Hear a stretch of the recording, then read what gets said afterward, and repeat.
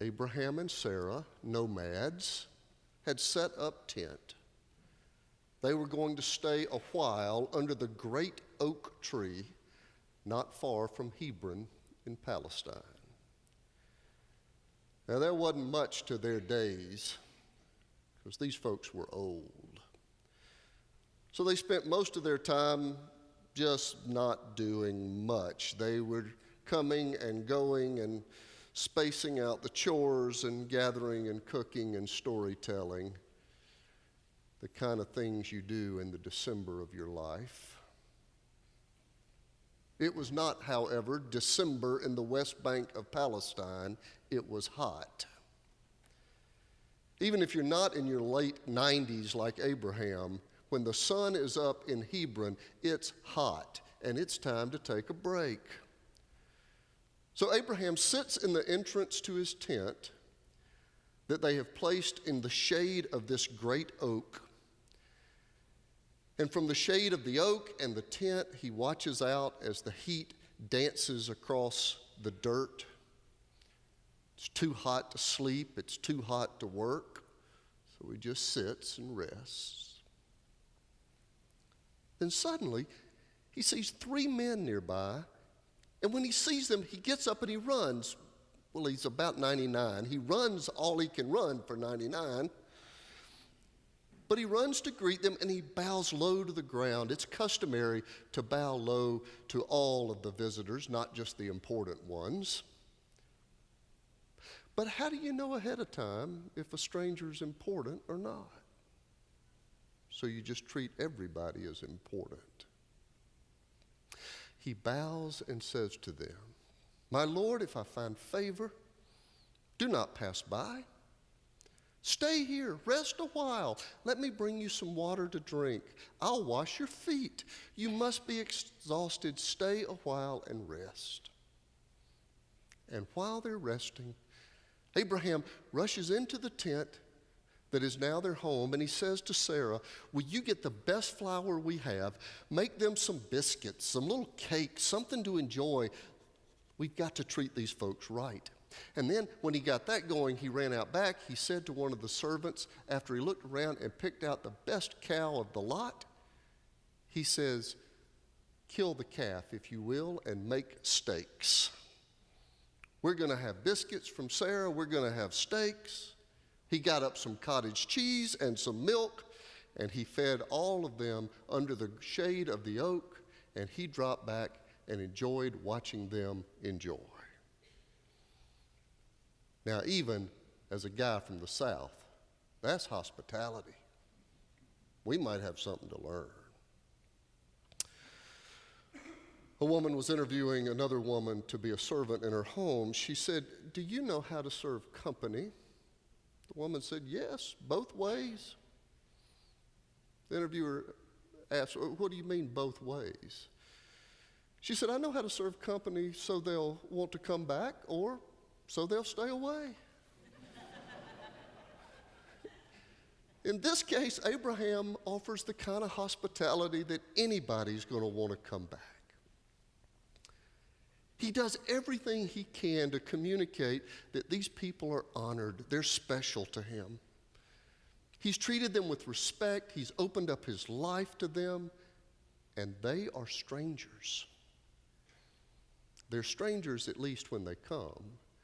We get some early hints that they won't be strangers long. There's the setup in this story of an encounter with a stranger that turns significant.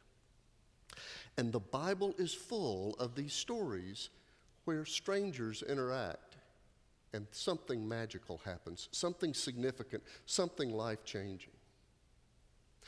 Jesus spoke to a woman who had been married 5 times, spoke to her in the middle of the day. You don't do that. Jesus did. Jesus spoke to her in the middle of the day. And in that encounter of strangers, her life was changed. Jacob went to the well to get himself something to drink. He looked up. There was a woman named Leah who was coming to the well with the sheep of her father. And when he saw her, he fell in love. It's an encounter with a stranger, and the lives changed. On the road to Emmaus, two men were mourning the death of Jesus. They were kicking pebbles down the road when a stranger shows up. They were hospitable to the stranger. They said, "Stay with us for dinner if you will." And that night the stranger took bread, and after giving thanks, he broke it and he gave it to them.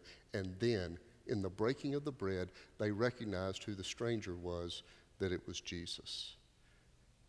Again, an encounter with a stranger, and somebody's life got changed. But we don't do it much. We don't risk the encounter with somebody who's different. It is risky. I'm having lunch Tuesday with a guy I know. He's not really a friend. He's an acquaintance. He's a guy I see at meetings and, kind of professionally, He owns a company that sells marketing strategies for reaching black audiences. He's African American. He works in an all-black environment. And he risked this. He said to me, "I built a world around me of people who look and act like me. Everybody in my workplace is somebody I hired. Everybody in my workplace is black like I am.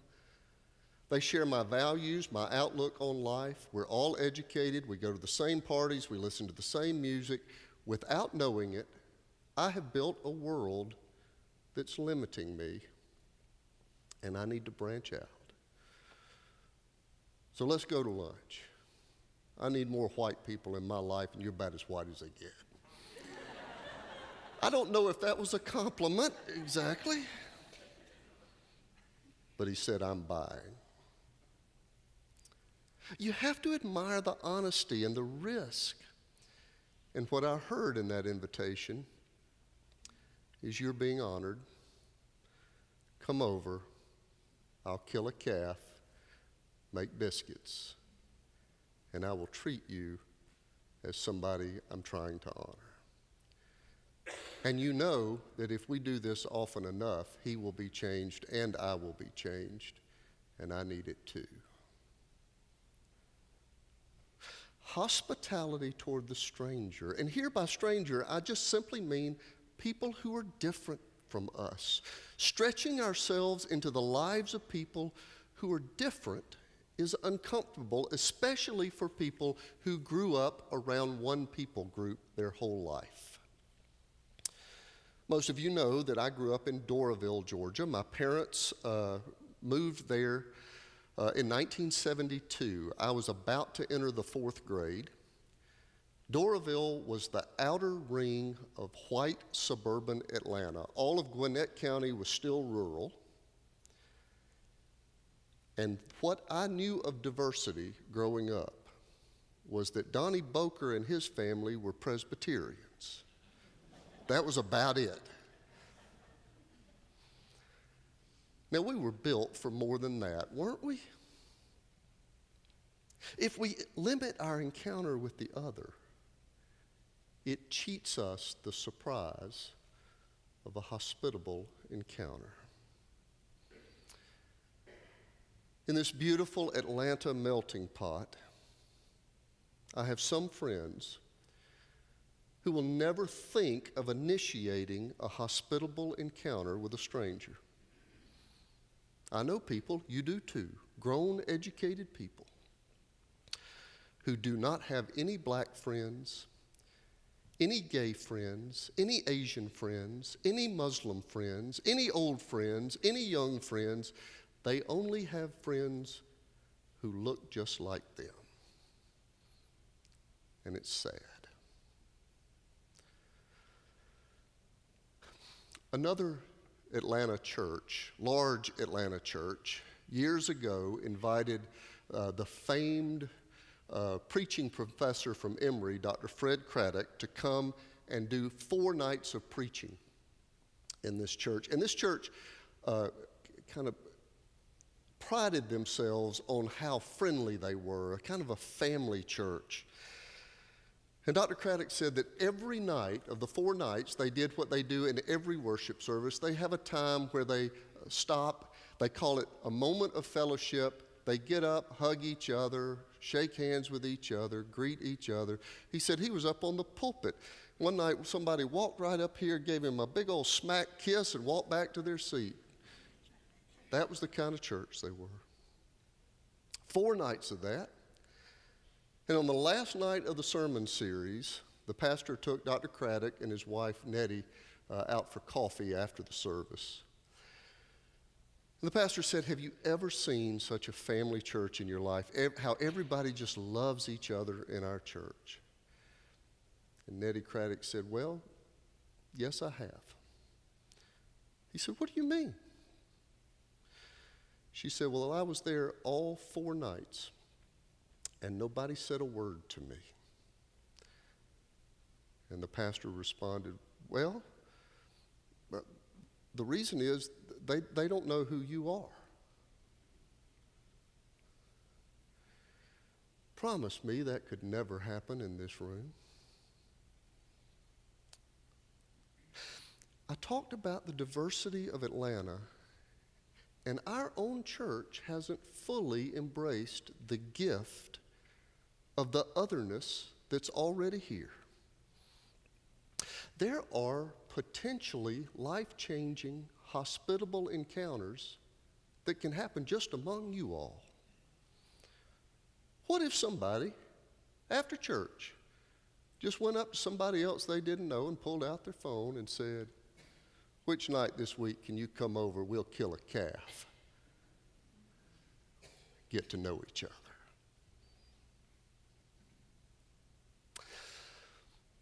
In the first section of our story, Abraham is the primary actor. He's moving and washing and asking people to bake and grill and flitting around like a good dinner host. But then the pace changes. It slows down like it does at any good dinner party. The meal is served and they chat. One of the men asks about Abraham's wife, Sarah, and he tells her she's still inside the tent. Then one of them says, I will surely return to you in due season, and your wife, Sarah, will have a son. Well, Sarah's off camera. She's back in the tent, but she hears this and breaks into laughter. She's almost 90. Yeah, right, I'm going to have a kid at this age. Then the central question of the story is offered. Is anything too wonderful for the Lord? And later, Abraham accuses Sarah. I heard you when the stranger said what he said, you laughed. Sarah denied it, saying, I did not laugh. And he said, oh, yes, you did laugh. And we get this wonderful little scene of the husband and wife exchange. And you know the end of the story. At age 100, Abraham gets his first Father's Day card. He's 100 and Sarah is 90, and they have a son named Isaac, which translates laughter. They had a boy and named him Giggles. Now this story, admittedly, this story hardly compares to most of the dramas, the epic dramas of the Old Testament narrative. Noah and the great flood, or Moses raising his staff and the Red Sea parts and the Israelites pass over on dry land. Or even a smaller scene full of drama like a young boy going into war and all of the armies around, and he goes to face a giant with nothing but a slingshot. Well, a dinner party outside Abraham's tent doesn't quite make the cut as an epic tale. But if not for Abraham's hospitality, the story of the reaffirmation of the covenant does not happen. This magical encounter doesn't happen apart from somebody opening their life to a stranger. Because if we will risk it, if we will open ourselves to encounter of somebody that's not like us, magical things can happen. Years ago, I was the interim pastor at First Baptist Church, Decatur. And after I'd been there some months, a young guy in the church, mid-30s, asked me to go with him to breakfast. He had been invited to give a speech at his fraternity's national meeting, and he wanted me to help him with that, give him some tips about speech making and that kind of thing. This guy was, mid-30s, hard-charging. He and his wife had only been members of the church about a year. They had moved to Decatur from Brooklyn. Both dark-headed Italians with Brooklyn Italian accents. But he just wanted me to talk with him about his speech, and I gave him some hints, and we made arrangements to meet later so I could look at it. But then when we finished with our work, we just had another cup of coffee, and I'm making conversation and said, "How is it that you came to join First Baptist Church at Decatur?" He said, "Well, when we moved to town, we immediately started looking for churches in the area." He said, "We weren't Baptist. We didn't care much about what the brand was. We wanted a church that was near our home and it was going to be a good fit for us and a place where our daughter would find some fit." And so after visiting church after church, and he said, and most places we went, people never even spoke to us. But the first Sunday at First Baptist was different. Immediately after church, Mac and Faye McAllister came up and introduced themselves. Now, let me stop the story here to tell you about Mac and Faye McAllister. Mac was Durwood McAllister. He's since deceased. He was the retired editor of the Atlanta Journal-Constitution. White, Southern, retired, and brilliant. Faye was as gracious as Mac was brilliant. This is the older couple that stopped this couple after church. He said, Mac and Faye came up to us after church, introduced themselves, and asked if we had lunch plans. They took us out to lunch, got to know our story, got to know our daughter. They bought our lunch. We never went to another church. We were hooked. He said, since then, I have learned that Mac and Faye do that about every week. They look around the church for people they don't know well. It might be a member. It might be somebody who's visiting. They'll pick somebody different every week. They'll find somebody they don't think they know well enough and take them to lunch. Anyway, that's how we ended up here. We've been at First Baptist ever since. Probably not coincidental that Mac was one of the most interesting and fully alive people I have ever known. We will never be the church in Atlanta that we are called to become unless we stretch ourselves to being more hospitable.